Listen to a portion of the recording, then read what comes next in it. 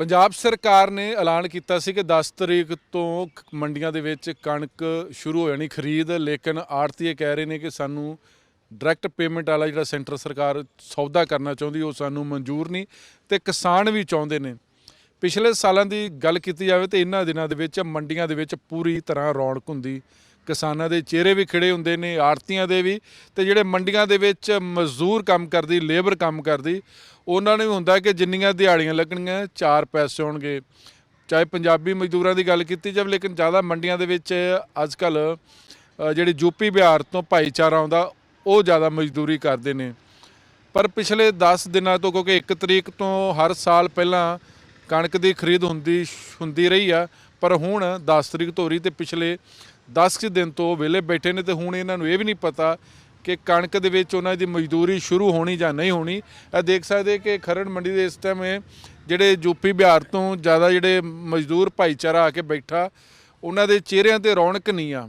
ਕਾਰਨ ਸਾਹਿਬ ਹੈ ਕਿ ਪਿਛਲੇ 10 ਦਿਨਾਂ ਤੋਂ ਬੈਠੇ ਨੇ ਤੇ ਖਰਚਾ ਤਾਂ ਹੋ ਰਿਹਾ, ਲੇਕਿਨ ਇਨਕਮ ਨਹੀਂ ਹੋ ਰਹੀ, ਕਿਉਂਕਿ ਦਿਹਾੜੀਆਂ ਨਹੀਂ ਲੱਗ ਰਹੀਆਂ। ਤੇ ਇਹਨਾਂ ਦੇ ਨਾਲ ਗੱਲਬਾਤ ਕਰਾਂਗੇ ਕਿ ਜਿਹੜਾ ਸੈਂਟਰ ਸਰਕਾਰ ਦਾ ਫਰਮਾਨ ਆ ਕਿ ਕਿਸਾਨਾਂ ਨੂੰ ਡਾਇਰੈਕਟ ਪੇਮੈਂਟ ਹੋਣੀ ਚਾਹੀਦੀ ਆ, ਕਿਸਾਨ ਕਹਿੰਦੇ ਡਾਇਰੈਕਟ ਪੇਮੈਂਟ ਨਹੀਂ ਹੋਣੀ ਚਾਹੀਦੀ। ਕਿਸਾਨਾਂ ਦੇ ਆੜ੍ਹਤੀਆਂ ਦੀ ਜਿਹੜੀ ਜਾਂ ਸੈਂਟਰ ਸਰਕਾਰ ਜਾਂ ਪੰਜਾਬ ਸਰਕਾਰ ਦੀ ਜਿਹੜੀ ਲੜਾਈ ਆ, ਉਸ ਲੜਾਈ ਦੇ ਵਿੱਚ ਕਿਸਾਨ ਵੀ ਪਰੇਸ਼ਾਨ ਆ, ਆੜ੍ਹਤੀ ਵੀ ਪਰੇਸ਼ਾਨ ਆ ਤੇ ਮਜ਼ਦੂਰ ਵੀ। ਇਹਨਾਂ ਦੇ ਨਾਲ ਗੱਲਬਾਤ ਕਰਦੇ। ਕੀ ਨਾਮ ਤੁਹਾਡਾ ਜੀ ਔਰ ਕਿੱਥੋਂ ਆਏ ਤੁਸੀਂ? विजय कुमार मेरा नाम है जी। मैं बिहार तो आया जी। ਹਰ ਸਾਲ ਆਉਂਦੇ ਜੀ? हर साल आंदे जी। ਤੇ ਹੁਣ ਆਹ ਕੀ ਜਿਹੜਾ ਕਣਕ ਦੀ ਖਰੀਦ ਨਹੀਂ ਹੋ ਰਹੀ ਤੇ ਤੁਹਾਡੀ ਦਿਹਾੜੀਆਂ ਕਿਵੇਂ ਲੱਗਣਗੀਆਂ, ਮਜ਼ਦੂਰੀ ਕਿਵੇਂ ਹੋਏਗੀ? ਵਿਹਲੇ ਬੈਠੇ ਹਾਂ ਜੀ। ਜੇ ਕਣਕ ਦੀ ਖਰੀਦ ਹੁੰਦੀ ਪਹਿਲੇ ਅੱਗੇ ਹਰ ਸਾਲ ਪਹਿਲੀ ਤੇ 2 ਤੇ ਕੰਮ ਸ਼ੁਰੂ ਹੋ ਜਾਂਦਾ ਤਾ ਜੀ। ਉਸ ਤੋਂ ਹਿਸਾਬ ਨਾਲ ਅਸੀਂ ਆ ਜਾਂਦੇ ਤੇ ਕੰਮ ਕਰਦੇ ਤੇ। ਹੁਣ 10-15 ਦਿਨ ਹੋ ਗਏ ਸਾਨੂੰ ਆਏ ਨੂੰ, ਕੋਈ ਕੰਮ ਨਹੀਂ ਹੈ। ਤੁਸੀਂ ਪੰਜਾਬੀ ਬੜੀ ਵਧੀਆ ਬੋਲ ਲੈਂਦੇ। ਹਾਂਜੀ, ਕਿੰਨਾ ਚਿਰ ਹੋ ਗਿਆ ਆਉਂਦੇ ਨੂੰ ਇੱਥੇ? ਮੈਨੂੰ ਆਏ ਨੂੰ ਸਾਨੂੰ ਕੋਈ ਨਿਸ਼ਚੈ ਕਰਨ ਮੈਂ ਤਿਆਰ ਹਾਂ ਮੈਂ ਜੀ। ਹਾਂਜੀ। ਤੇ ਉੱਥੇ ਨਹੀਂ, ਜਿਸ ਤਰ੍ਹਾਂ ਤੁਹਾਡੀ ਵੀ ਖੇਤੀ ਹੋਏਗੀ, ਉੱਥੇ ਨਹੀਂ ਇੰਨੀ ਇਨਕਮ ਹੁੰਦੀ ਜਾਂ? ਨਹੀਂ, ਉੱਥੇ ਗੌਰਮੈਂਟ ਨਹੀਂ ਹੈ ਜੀ। ਪ੍ਰਾਈਵੇਟ ਚੀਜ਼ ਦੀ ਕੋਈ ਵੈਲਿਊ ਨਹੀਂ ਹੈ ਬਿਹਾਰ में। ਨਾ ਮੱਕੀ ਦੀ, ਨਾ ਕਿਸੇ ਚੀਜ਼ ਦੀ ਵੀ ਨਹੀਂ। ਕਣਕ ਝੋਨੇ ਦੀ ਕੋਈ ਵੈਲਿਊ ਨਾ ਕੋਈ ਵੈਲਿਊ ਨਹੀਂ ਹੈ ਜੀ। ਮਤਲਬ ਲੁੱਟ ਖਸੁੱਟ ਆ। ਜੇ ਉਰੇ ਗੌਰਮੈਂਟ ਖਰੀਦਦੀ ਹੈ 1600-1700 ਤੇ ਉੱਥੇ ਲੱਗਦੀ ਹੈ 1800 ਰੁਪਏ ਰੇਟ। ਤੇ ਕਿਸਾਨਾਂ ਦੇ ਨਾਲ ਠੱਗੀ ਆ ਉੱਥੇ। ਬਿਲਕੁਲ ਠੱਗੀ ਹੈ ਜੀ। ਤੇ ਸਰਕਾਰ ਦੇ ਵੀ ਕਹਿ ਰਹੇ ਕਿ ਪੰਜਾਬ ਦੇ ਵਿੱਚ ਵੀ ਅਗਰ ਮੰਡੀਆਂ ਖਤਮ ਕਰ ਦਿੱਤੇ ਜਾਣ ਤੇ ਫਿਰ ਤੇ ਜਿਹੜਾ ਯੂਪੀ ਬਿਹਾਰ ਦਾ ਕਿਸਾਨ ਉਹ ਪੰਜਾਬ ਸੇਮ ਹੋ ਜਾਏਗਾ। ਸੇਮ ਹੋ ਜਾਏਗਾ ਜੀ, ਸੇਮ ਹੋ ਜਾਏਗਾ ਜੀ। ਤੁਸੀਂ ਦਰਦ ਨੂੰ ਪਛਾਣਦੇ ਇੱਕ ਕਿਸਾਨ ਦੇ ਨੂੰ? ਬਿਲਕੁਲ ਜੀ, ਬਿਲਕੁਲ ਪਛਾਣਦੇ ਜੀ। ਤੁਹਾਡੀ ਵੀ ਖੇਤੀ ਹੈਗੀ? ਹੈਗੇ ਜੀ, ਸਭ ਦੇ ਹੈ। ਕਿੰਨੀ ਖੇਤੀ ਆਪਣੀ? ਥੋੜੇ ਜਿਹੇ ਹੈ। ਜੇ ਸਾਡੀ ਖੇਤੀ ਹੈ, ਜੋ ਬਿੱਗਾ 2 ਬਿੱਗਾ ਹੈ, ਉਹਦੀ ਵੈਲਿਊ ਨਹੀਂ ਹੈ। ਵੈਲੀ ਕਿਉਂ ਨਹੀਂ ਹੈ? ਵੈਲਿਊ ਨਹੀਂ, ਅਨਾਜ ਦੀ ਕਦਰ ਨਹੀਂ ਹੈ। ਜੇ ਹੁਣ 1 ਬਿੱਗੇ में 2-4 ਕੁਇੰਟਲ ਫਸਲ ਹੋਵੇਗਾ ਤਾਂ ਉਹਦੇ ਨਾ ਉਹਦੇ ਪੈਸੇ ਮਿਲਣੇ। ਹੁਣ बीज महंगी है, खाद महंगा है, पानी महंगा है, दवाई महंगी है। वो चीज़ जो पैदा करके आप तैयार करते हैं उसकी वैल्यू नहीं है।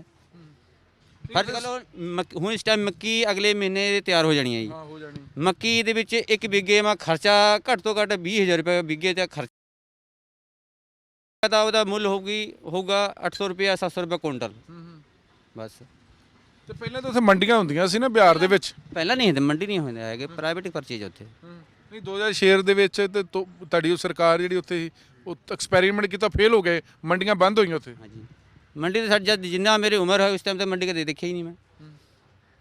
ਮਤਲਬ ਜੇ ਇੱਥੇ ਜਿਹੜਾ ਜੇ ਹੁਣ 1975 ਰੁਪਏ ਹੈ, ਉੱਥੇ 1975 ਹੀ ਮਿਲੋ ਕਿਸਾਨ? ਨਾ, ਉੱਥੇ 12-14-1300 ਰੁਪਏ ਰੇਟ ਹੈ ਕਣਕ ਦਾ। ਉਹ ਫਿਰ ਪ੍ਰਾਈਵੇਟ ਪਲੇਅਰ ਜਾਂ ਆੜ੍ਹਤੀਏ ਖਰੀਦਦੇ? ਪ੍ਰਾਈਵੇਟ। ਤੁਹਾਡੀ ਆਪਣੀ ਚੀਜ਼ ਹੈ, ਮੈਂ ਜਿਹਨੂੰ ਮਰਜ਼ੀ ਵੇਚਾਂ, ਜਿੱਥੇ ਮਰਜ਼ੀ ਵੇਚਾਂ। ਫਿਰ ਕਿਵੇਂ ਇਨਕਮ ਕਿਵੇਂ ਹੁੰਦੀ ਉੱਥੇ? ਇਸੇ ਕਰਕੇ ਤੁਹਾਨੂੰ ਇੱਥੇ ਆ ਕੇ ਦਿਹਾੜੀ ਕਰਨੀ ਪੈਂਦੀ? ਹਾਂਜੀ। ਹੁਣ ਜਿਹੜਾ ਪੰਜਾਬ ਦੇ ਵਿੱਚ ਵੀ ਇਦਾਂ ਹੀ ਕੰਮ ਚੱਲਦਾ ਰਿਹਾ ਤੇ ਫਿਰ ਕਿਵੇਂ ਇੱਥੇ ਗੁਜ਼ਾਰਾ ਕਰੋਗੇ? ਤੁਸੀਂ ਇੰਨਾ ਭਾੜਾ ਖਰਚ ਕੇ ਵੀ ਆਏ। ਪਰਮਾਤਮਾ ਕੀ ਕਰਦਾ ਜੀ, ਭਗਵਾਨ ਜੋ ਕਰੇ। ਇੱਥੇ ਵੇ ਕਿੰਨੀ ਕੀ ਲੇਬਰ ਹੁੰਦੀ ਹੈ ਹਰ ਸਾਲ, ਅਗਰ ਪਿਛਲੇ ਸਾਲ ਦੀ ਗੱਲ ਕੀਤੀ ਜਾਵੇ ਤਾਂ?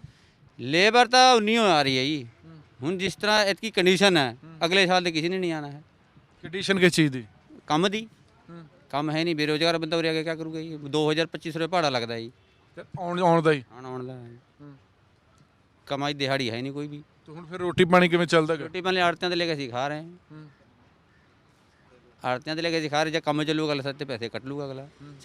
ਸਾਡੇ ਪੱਲੇ ਪੈਸੇ ਬਚੇ ਨਾ ਬਚੇ, ਜਿੰਨਾ ਕੁ ਲਿਆ ਉਹਨਾਂ ਕੁ ਅਸੀਂ ਸਾਡੇ ਕੱਟ ਲੈਣਾ ਉਹਨਾਂ ਨੇ। ਮਤਲਬ ਤੁਹਾਨੂੰ ਲੱਗਦਾ ਜੇ ਉਹ ਹਾਲਾਤ ਰਹੇ ਤੇ ਅਗਲੇ ਸਾਲ ਹੋਰ ਲੋਕ ਉੱਥੋਂ ਆਉਣੇ ਬੰਦ ਹੋਏ ਨੇ? ਹਾਂਜੀ ਹਾਂ। ਬਾਬਾ ਜੀ ਤੁਹਾਨੂੰ ਕਿੰਨਾ ਚਿਰ ਹੋ ਗਿਆ ਇੱਥੇ ਆਏ ਨੂੰ? ਮੈਨੂੰ ਹੋ ਗਏ 32 ਸਾਲ। ਇਦਾਂ ਦੇ ਪਹਿਲਾਂ ਵੀ ਦਿਨ ਦੇਖੇ ਸੀ? ना जी हाँ जी पहले कब देखा था? ਨਹੀਂ ਇਸ ਤਰ੍ਹਾਂ ਦੇ ਦਿਨ ਕੀ इस तरह के दिन नहीं देखे थे। ये तो होनी हुआ है। ਫਿਰ ਕਿਵੇਂ ਗੁਜ਼ਾਰਾ ਹੋਊਗਾ? बस गुजारा जिस तरह हो रहा है उस तरह ही होना है। ਪਰ ਉਹ ਸਰਕਾਰ ਸੈਂਟਰ ਸਰਕਾਰ ਮੋਦੀ ਸਰਕਾਰ ਕਹਿ ਰਹੀ ਹੈ ਕਿ ਕਿਸਾਨਾਂ ਦੇ ਖਾਤਿਆਂ 'ਚ ਸਿੱਧੇ ਪੈਸੇ ਪਾਉਣੇ ਅਸੀਂ। किसानों के खाते से सीधे डायरेक्ट पेमेंट आएगी तो ना मजदूर के आड़ती को आड़त की कमीशन मिलेगी ना मजदूरी मिलेगी। किसानों के खाते में पैसे जाएंगे तो मजदूर के पैसे कहाँ से मिलेंगे? मजदूर को पैसे नहीं मिले ना आड़ती को आड़त मिलनी। ਇਹ ਸਹੀ ਨਹੀਂ ਹੈਗਾ ਸਰਕਾਰ ਦਾ ਵਿਨੋਦ ਜੀ ਫੈਸਲਾ? नहीं ये बिल्कुल गलत फैसला है। ਤੁਹਾਨੂੰ ਪੁੱਛ ਰਿਹਾ ना जी ये फैसला है गलत फैसला है जी। ਮਤਲਬ ਕਿ ਮਜ਼ਦੂਰਾਂ ਦੇ ਖਾਤੇ 'ਚ ਪੈਸੇ ਸਿੱਧੇ ਹੋਣੇ ਚਾਹੀਦੇ।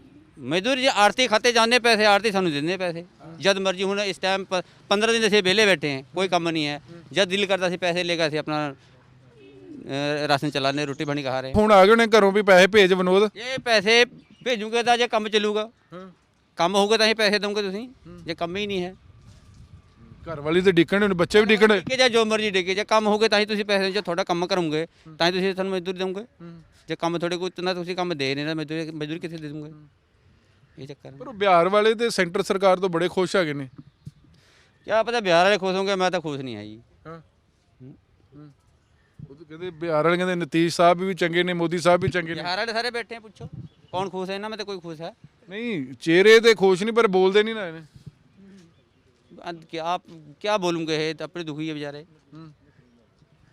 ਤੇ ਫਿਰ ਇਵੇਂ ਜੇ ਇਸ ਤਰ੍ਹਾਂ ਹੀ ਹੁੰਦਾ ਰਿਹਾ ਹੈਗਾ ਤੇ ਫਿਰ ਕੀ ਕਿਵੇਂ ਗੁਜ਼ਾਰਾ ਵਾਪਸ ਚਲੇ ਜਾਓਗੇ? भूखे मरूंगे और क्या होगा ਨਹੀਂ ਭੁੱਖੇ ਮਰਦੇ ਚਾਹੀਦੇ ਵਾਪਸ। ਮਰਨ ਦਾ ਕੰਮ ਹੈ ਹੋਰ ਗਿਆ ਜੀ 15 ਦਿਨ ਹੋ ਗਏ ਸਾਨੂੰ ਆਏ ਨੂੰ ਹੁਣ 20 50 ਹਜ਼ਾਰ ਰੁਪਏ ਲੈ ਕੇ ਖਾ ਗਏ ਮੰਨ ਲਓ ਕੰਮ ਨਾ ਚੱਲਿਆ ਉਹ ਪੈਸੇ ਸਾਡੇ ਸਿਰ ਚੜੇ ਹੋਏ ਨਹੀਂ ਫਿਰ ਵਾਪਸ ਚਲੇ ਜਾਓਗੇ? वापस से जाने पड़ा हूँ क्या करिए मुझे उरे काम है ही नहीं बैठ के उरे क्या करूँगे। ਉੱਥੇ ਕੰਮ ਨਹੀਂ ਹੈਗਾ ਇਸ ਕਰਕੇ ਪੰਜਾਬ ਆ ਗਏ। ਹੁਣ ਪੰਜਾਬ ਕੰਮ ਨਹੀਂ ਫਿਰ ਬਿਹਾਰ ਜਾ ਕੇ ਤੇ ਕੀ ਕਰੋਗੇ? ਹੁਣ ਹੋਰ ਕਿਸੇ ਪਾਸੇ ਜਾਓਗੇ? ਮਹਾਰਾਸ਼ਟਰ ਵਾਲੇ ਤੇ ਤੁਹਾਨੂੰ ਵੜ ਨਹੀਂ ਦਿੰਦੇ। हिंदुस्तान में तो वही सिस्टम है सारे हिंदुस्तान में तो यही सिस्टम है जाऊँगे कितने। ਅਗਰ ਕਿਸੇ ਵੀ ਏਸ਼ੀਆ ਦੀ ਚਾਹੇ ਸਭ ਤੋਂ ਵੱਡੀ ਜਿਹੜੀ ਮੰਡੀ ਖੰਨਾ ਉੱਥੇ ਵੀ ਹਾਲਾਤ ਇਹੀ ਨੇ ਕਿ ਪੰਜਾਬ ਸਰਕਾਰ ਵੀ ਇਸ ਸਮੇਂ ਪਰੇਸ਼ਾਨ ਆ ਕਿ ਸੈਂਟਰ ਸਰਕਾਰ ਕਿਉਂ ਉਹਨਾਂ ਦੀ ਬਾਂਹ ਮਰੋੜਨਾ ਚਾਹੁੰਦੀ ਆ। ਕਿਸਾਨ ਕਹਿ ਰਹੇ ਕਿ ਜਿਹੜਾ ਪੁਰਾਣਾ ਸਿਸਟਮ ਉਹੀ ਬਹਾਲ ਹੋਣਾ ਚਾਹੀਦਾ ਕਿ ਜਿਹੜੀ ਡਾਇਰੈਕਟ ਪੇਮੈਂਟ ਨਹੀਂ ਹੋਣੀ ਚਾਹੀਦੀ। ਕਿਸਾਨ ਵੀ ਚਾਹੁੰਦੇ ਨੇ ਕਿ ਡਾਇਰੈਕਟ ਪੇਮੈਂਟ ਨਹੀਂ ਹੋਣੀ ਚਾਹੀਦੀ ਕਿਉਂਕਿ ਕਿਸਾਨੀ ਬਹੁਤੀ ਵੱਡੀ ਨਹੀਂ ਹੈ। ਕਿਸੇ ਕੋਲ 2 ਏਕੜ ਦੇ 3 ਏਕੜ ਦੇ 4 ਏਕੜ ਨੇ ਉਹ ਨੇਰੇ ਸਵੇਰੇ ਆੜਤੀਆਂ ਕੋਲ ਪੈਸੇ ਲੈਂਦੇ ਨੇ। ਆੜਤੀਏ ਖੁਸ਼ ਹੋਣਗੇ ਜਾਂ ਕਿਸਾਨ ਖੁਸ਼ ਹੋਣਗੇ ਪਰ ਮਜ਼ਦੂਰ ਵੀ ਇਸ ਸਮੇਂ ਪਰੇਸ਼ਾਨ ਆ ਕਿ ਜੇ ਆੜਤੀਏ 4 ਪੈਸੇ ਵੱਟਣਗੇ ਤੇ ਉਹਨਾਂ ਨੂੰ ਮਜ਼ਦੂਰੀ ਮਿਲੇਗੀ। ਪਰ ਇਹ ਕੋਈ ਜ਼ਿਆਦਾ ਵੱਡਾ ਫਾਰਮੂਲਾ ਨਹੀਂ ਆ ਕਿ ਜਿਹੜਾ ਸੈਂਟਰ ਸਰਕਾਰ ਦੇ ਪੱਲੇ ਨਹੀਂ ਪੈ ਰਿਹਾ ਜਾਂ ਉਹਨਾਂ ਨੂੰ ਸਮਝ ਨਹੀਂ ਲੱਗ ਰਹੀ ਕਿ ਜਿਹੜਾ ਪੁਰਾਣਾ ਸਿਸਟਮ ਆ ਜਿਹਦੇ 'ਚ ਕਿਸਾਨ ਵੀ ਖੁਸ਼ ਨੇ ਆੜਤੀਏ ਵੀ ਖੁਸ਼ ਨੇ ਮਜ਼ਦੂਰ ਵੀ ਖੁਸ਼ ਨੇ ਪਰ ਸਰਕਾਰ ਉਹਨਾਂ ਨੂੰ ਕਿਉਂ ਦੁਖੀ ਕਰਨਾ ਚਾਹੁੰਦੀ ਹੈ। ਇਹ ਸਵਾਲ ਵੱਡਾ ਕਿ ਇਹ ਪੰਜਾਬ ਦੇ ਮਜ਼ਦੂਰ ਨਹੀਂ ਹੈ ਇਹ ਬਿਹਾਰ ਦੇ ਮਜ਼ਦੂਰ ਆ ਜਿੱਥੇ ਜਿਹੜਾ ਮੰਡੀਕਰਨ ਦਾ ਜਿਹੜਾ ਮਾਡਲ ਸੀ ਉਹ ਬੁਰੀ ਤਰ੍ਹਾਂ ਫੇਲ ਹੋਇਆ ਸੀ ਤੇ ਬਿਹਾਰ ਦੇ ਵਿੱਚ ਹਜ਼ਾਰਾਂ ਦੀ ਗਿਣਤੀ ਵਿੱਚ ਮੰਡੀਆਂ ਬੰਦ ਹੋ ਗਈਆਂ ਸੀ ਤੇ ਜਿਹੜੇ ਮਜ਼ਦੂਰ ਨੇ ਵੇਖਣ ਨੂੰ ਮਜ਼ਦੂਰ ਲੱਗਦੇ ਨੇ ਲੇਕਿਨ ਇਹਨਾਂ ਦੀ ਵੀ ਖੇਤੀ ਆ ਬਿਗੇ ਨੇ ਤੇ ਜੇ ਬਿਹਾਰ ਦੇ ਵਿੱਚ ਜਾਂ ਦੇਸ਼ ਦੇ ਵਿੱਚ ਹਾਲਾਤ ਚੰਗੇ ਹੁੰਦੇ ਤੇ ਇਹ ਜਿਹੜੇ ਲੋਕ ਨੇ ਜਿਹੜੇ ਖੁਦ ਕਿਸਾਨ ਨੇ ਖੇਤੀ ਦੇ ਮਾਲਕ ਨੇ ਉਹ ਪੰਜਾਬ ਕਿਉਂ ਆਉਂਦੇ ਤੇ ਜੇ ਪੰਜਾਬ ਦੇ ਵਿੱਚ ਉਹਨਾਂ ਨੂੰ ਮਜ਼ਦੂਰੀ ਨਹੀਂ ਮਿਲਦੀ ਤੇ ਉਹ ਫਿਰ ਕਿੱਥੇ ਜਾਣਗੇ? ਇਸ ਸਵਾਲ ਦਾ ਜਵਾਬ ਸੈਂਟਰ ਸਰਕਾਰ ਨੂੰ ਲੱਭਣਾ ਪਏਗਾ। ਕੈਮਰਾ ਮਨਦੀਪ ਸਿੰਘ ਦੇ ਨਾਲ ਜਗਤਾਰ ਸਿੰਘ ਵੀ ਨਿਊਜ਼ ਖਰੜ ਮਹਾਲੀ।